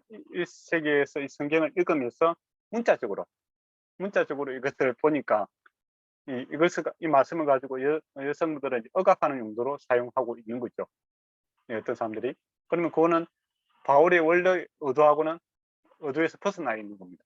그렇지 않습니까? 그러면 바울의 원래의 의도, 문화적으로 봤을 때도 여성들이 교회에서 여러 가지 활동을 할 수 있는 자유를 주었고, 또 그들의 권위를 지금 세워주고 있는 그런 측면이죠. 그 대신 남녀 관계없이 질서 있게 행하고, 그 다음에 품위 있게 이야기하라 라는 것이 바울의 시정이고, 또 집에 가서 배우라라는 것은 뭡니까? 아까 좀 말씀드렸지만은 그 당시 이제 문화적인 측면에서 보면 남자들이 이제 갖고 있는 정보력이 많죠. 예, 그죠? 그렇기 때문에 집에서 잘 정리를 해서, 교회 안에서 막 그 자리에서 뭐 서로 가르친다고 뭐 이렇게 왔다 갔다 소란스럽게 하지 말고 정리가 돼서 이야기를 하라. 그렇게 그런 용도로 이야기하는 겁니다. 말을 못하게 하는 목적이 아니라 바르게 이야기하는 것을 가르치고 있는 그런 표현이다, 이렇게 볼 수 있을 것 같습니다. 감사합니다. 저도 질문 하나 해도 될까요? 좋죠. 저는 질문을 좋아해요. 아니요. 예. 아니요. 같은 구절이었는데요. 아까 예. 잠잠하라를 고린도후서랑 이제 디모데에 나온 디모데 잠잠하라고 2장이죠. 비교해 주셨잖아요. 네. 근데 그게 일본어로는 표현이 다르게 되어 있거든요. 그 그렇죠. 잠잠하다가 아니고 예. 그 고린도에서는 아예 조용히 하고 있어라, 말은 하지 말아라는 표현이 있고, 예. 디모데 같은 경우에는 거기가 이제 오티츠쿠라고 해서 감정적으로 잔잔한, 그게 아마 이제 담담한 이런 쪽으로 써 있는데, 혹시 원어로는 그게 같은 단어로 되어 있나요? 예, 이제 그거 보니까 침묵이라는 용어를 정중하게 기울이는 행동하라는 그 언급하고 있다라고 하면서 이제 그렇게 하는 근거가 어디냐라고 했을 때 디모데 2장 2절에서 이제 그것을 가지고 오거든요. 그러니까 같은 단어를 갖다가 이제 다르게 해석을 하고 있는 것 같아요. 네, 알겠습니다. 예, 그런 의미에서 여기서 이제 잠잠하다라는 것을 이제 확실히 말씀드렸지만 문자적으로 그렇게 해석을 하면 안 된다라는 것이죠. 그렇잖아요. 배경을 딱 봐도 이렇게 말을 하라는 분위기지, 말을 못하게 하는 분위기는 아니다라는 겁니다. 다르게 말하라. 그게 또 핵심이에요. 그리고 우리 성경을 읽을 때 요 어떤 구절이 있으면 전체적인 또 사항하고도 이렇게 뭡니까? 같이 봐야 됩니다. 문자적으로 해석하는 게 아니라 과연 만약에 이제 잠잠하라, 말하지 말아라, 그렇게 침묵하라라고 했다면 과연 다른 데서 침묵을 했는가, 이거 찾아봐야 되겠죠, 그죠?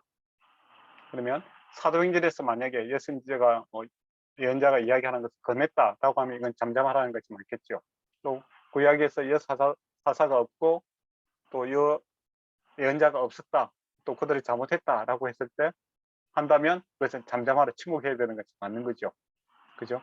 근데 다른 데서는 그 길을 다 열어놨지 않습니까? 그리고 시대 배경을 봤을 때도 다른 조직에서는 여성분들이 이제 공개적으로 이야기를 못하는 분위기였어요.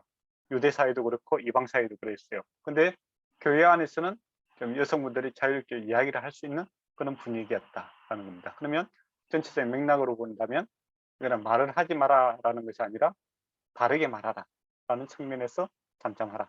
예, 그렇게 표현을 할 수 있을 것 같습니다. 그래서 결론적으로 40절 예, 질서 있게 이야기하라. 그게 품위 있고 질서 있게 해라. 이게 주 맥락이다. 이렇게 볼 수 있을 것 같네요.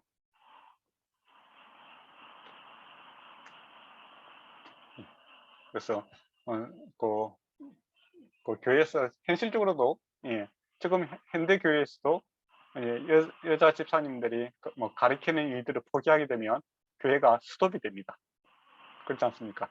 뭐 많은 주일학교 선생님들이 여자 집사님들 많고 그죠? 그다음에 또 여자 전도사님들도 계시고 예, 많죠. 그러니까 그 기능들을 지금도 다 하고 있는 겁니다. 만약에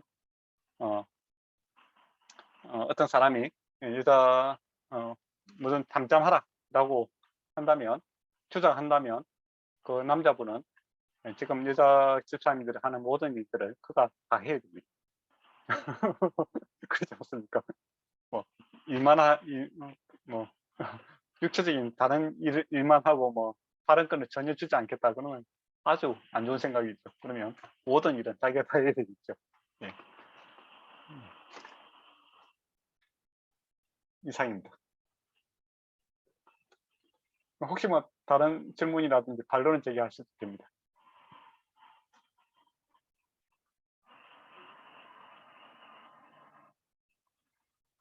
없습니다.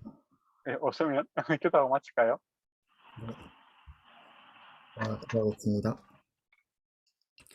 하나님 아버지, 오늘도 신학 강의 시간을 허락하여 주셔서 감사합니다.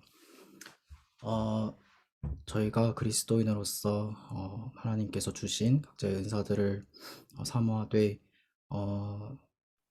정말 중요한 것은 우리가 하나님의 말씀을 잘 전하기 위해서 또 애쓰는 사람들이 될 수 있도록 하나님께서 인도하여 주시옵소서.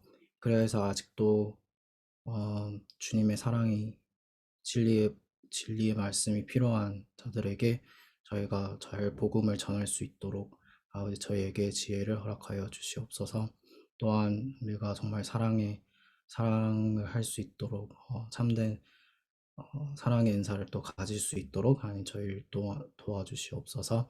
오늘 또한 내일의 주일을 더 잘 준비할 수 있도록 하나님께서 함께하여 주시옵소서. 모든 것 감사드리며 예수님 이름으로 기도드렸습니다. 아멘. 네.